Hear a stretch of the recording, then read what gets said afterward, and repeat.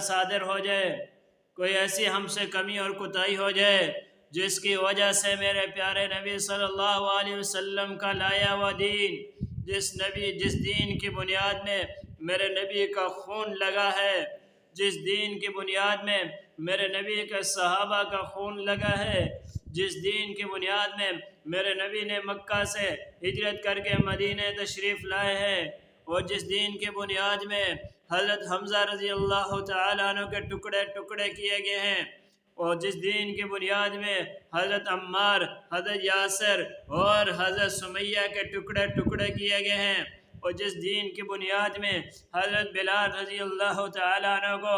اپنی جان دینی پڑی اور ان کو تپتے ہوئے انگاروں پر لٹایا گیا ہے، ان کو مکے کی گلیوں میں گھسیٹا گیا ہے، اس چیز کا خاص طور پر خیال رکھنا ہے کہ پیارے پیغمبر علیہ السلام کی سیرت کو مناتے ہوئے، ان کے طور طریقوں کو مناتے ہوئے اپنی زندگی میں اپنانا بھی ہے، اپنی زندگی میں لانا بھی ہے،